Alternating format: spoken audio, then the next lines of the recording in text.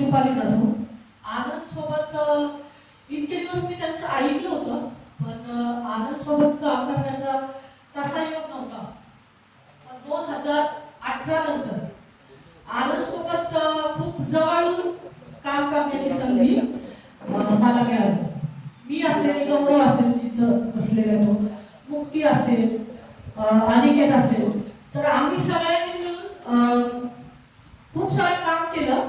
आणि जे मुद्दे तुम्ही सगळ्यांनी सांगितले ते सगळे मुद्दे तर होतेच, ज्याच्यामध्ये आनंदला जवळ ओळखण्याचं आणि एक बुद्धिजीवी जो असतो तर तो कशा पद्धतीने वागतो किंवा त्याची बुद्धिमत्ता काय आहे, कार्यकर्ता म्हणून त्याचा काय दृष्टिकोन आहे, हे सगळं खूप जवळून अनुभवण्याची संधी मला मिळाली. या ग्रुपमध्ये आणखी एक व्यक्ती होती, ज्योती जगताप, जिची कालच फेल मिळालेली आहे. तर आनंद, मला असं वाटतं की आनंद हा असा होता की आता नाही म्हटलं तरी चळवळीमध्ये बुद्धिजीवी वर्ग एक असतो आणि खालचा कार्यकर्ता एक असतो. तर जी दरी आहे ना, पोकळी आहे, ती पोकळी भरण्याचं काम जे आहे ना, ते आनंदने खूप चांगल्या पद्धतीने केलेलं होतं. आता बऱ्याच लोकांनी सांगितलं की तो तरुण होता, खूप काही नवीन गोष्टी करायचा, पण बुद्धिजीवी असण्याचा जो एक प्रकारे मराठी भाषेत ती जी घमेट असते ती अजिबात आनंदमध्ये नव्हती. आणि जो डिसिप्लिन होता किंवा टीका सहन करायचं, जे मार्क्सवादी दृष्टिकोनातून शिकवलं जातं आपल्याला, ते सगळं आनंदच्या अंगामध्ये भरभरून होतं. कुठल्याही पद्धतीचं त्याच्यामध्ये घमेट अशी नव्हती. आणि त्यांना त्यांची जी बाजू आहे ना, की आपण कुठल्या वर्गातून, कुठल्या जातीतून, कुठल्या लिंगातून आलोय हे सतत त्यांना लक्षात असायचं. आणि त्या गोष्टी ज्या आहेत त्या सतत त्या त्यांच्या जीवनात तो माणूस दाखवायचा.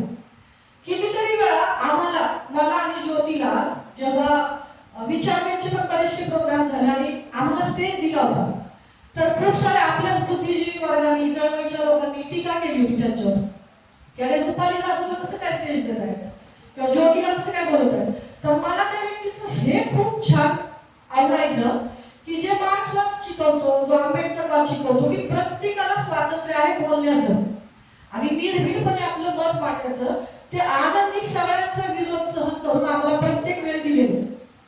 आणि ज्या पद्धतीने आता इथं सांगितलं की जो कोणाला द्यायचं तर ते सांगायचं पण नाही, तर ज्योतीला आदेश झाल्यापासून त्या माणसाची जी तळमळ होती की ती कधी सुटेल, त्यासाठी काय करायचं, मी काय करू, तिच्यासाठीचे डॉक्युमेंट्स पण तयार ठेवले होते. सरांनी माझ्याशी डिस्कस केलं होती माझ्याकडे किती प्रॉपर्टी आहे, सॉल्व्हन्सीसाठी काय लागतं, या सगळ्या गोष्टी, म्हणजे तो व्यवहारातला माणूस होता.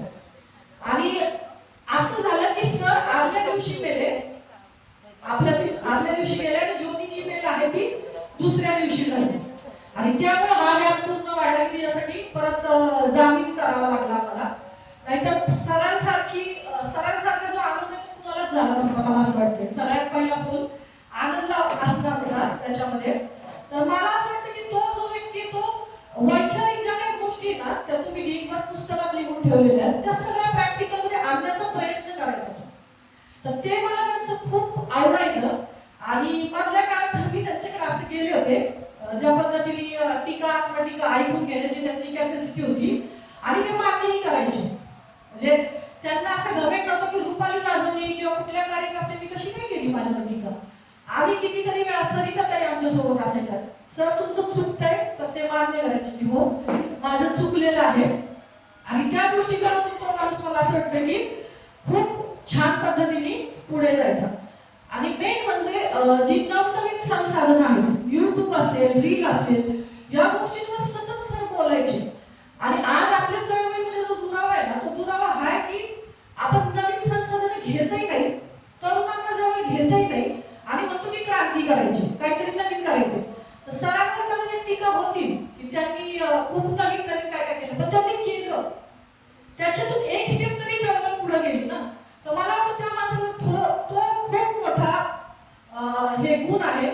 इव्हन आता मागच्या वेळी मी त्यांच्याशी चर्चा करायला गेले होते तर मी त्यांना म्हटलं, सर मार्क्सवाद असेल, आंबेडकरवाद असेल, तुम्ही सांगितलं कास्ट अशी असती, जात असा, वर्ग असा, पण मार्क्सवाद्यांनी हे नाही सांगितलं की भांडवलाचा उपयोग करून तुम्ही श्रीमंत कसं व्हाल.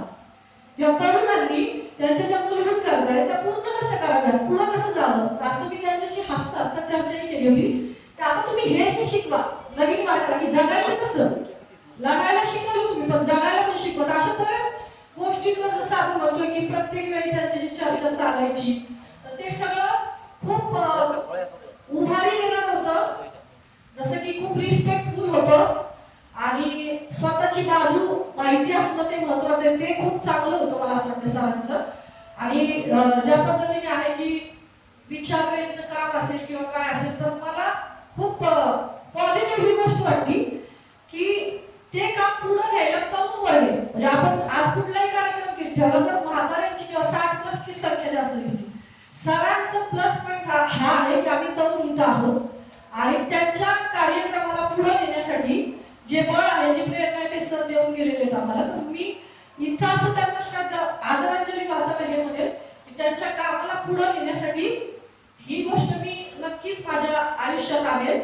आणि चळवळीतल्या लोकांना माझं असं म्हणणं असेल की त्यांनी जी गोष्ट सुरू केली ना, की बुद्धिजीवी कार्यकर्त्यामधली जी काही त्यांनी काढलेली ती आम्हाला ठेवूयात. आणि चळवळीचा जो भाग आहे की आपल्या सगळ्यांना मिळून चळवळ पुढे घ्यायची, आपला शत्रू मोठा आहे, तर आनंद सरांचं ते घेऊन पुढे जाऊयात, तीच घरी त्यांना आदरांजली राहील असं मला वाटतं. धन्यवाद.